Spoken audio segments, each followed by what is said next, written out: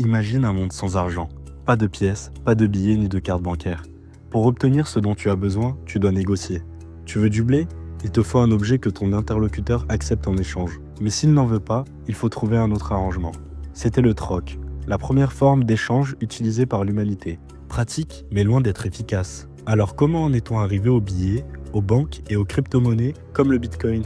L'histoire de la monnaie est une véritable révolution économique. Aujourd'hui, on va voir ensemble comment l'argent a évolué à travers les âges et pourquoi il est devenu un pilier fondamental de nos sociétés modernes.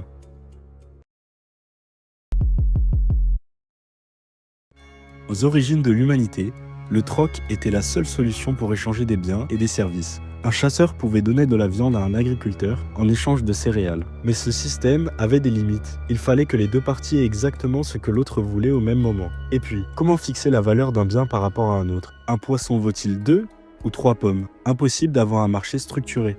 C'est donc pour faciliter les échanges que certaines sociétés ont commencé à utiliser des objets rares et précieux comme unité de valeur.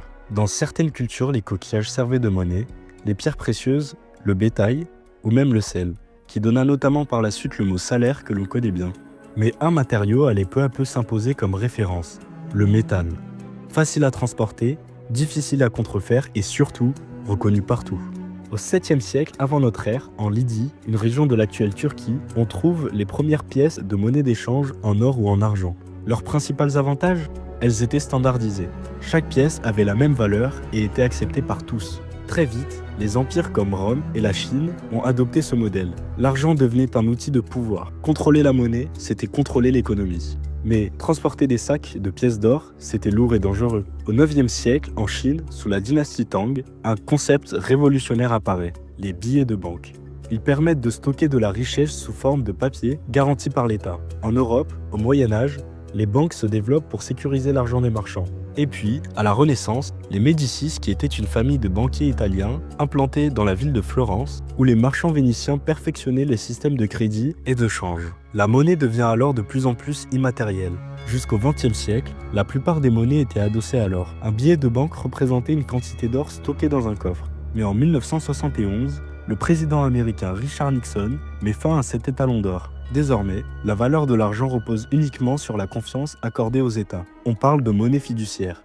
Le problème, cette monnaie peut être imprimée sans limite, ce qui entraîne des risques d'inflation et de perte de valeur. Avec la montée d'Internet, les paiements deviennent dématérialisés. Carte bancaire, PayPal, Apple Pay, tout s'accélère. Et en 2009, une nouvelle forme de monnaie voit le jour, le Bitcoin. Créé par un certain Satoshi Nakamoto, le Bitcoin repose sur la blockchain, une technologie qui permet d'avoir une monnaie totalement indépendante des banques et des États. Contrairement aux monnaies classiques, le Bitcoin est limité en quantité, comme l'or autrefois. C'est pourquoi certains le considèrent comme l'or numérique. Mais cette révolution pose encore de nombreuses questions. Est-ce l'avenir de la finance ou juste une bulle spéculative? Depuis des millénaires, l'histoire de la monnaie a été marquée par des révolutions. Du troc aux pièces d'or, des billets au paiement numérique. Aujourd'hui, avec les crypto-monnaies et l'intelligence artificielle, une nouvelle ère commence. Mais quelle sera la prochaine révolution monétaire? L'argent liquide disparaîtra-t-il complètement? Les États perdront-ils le contrôle de la finance face aux cryptos?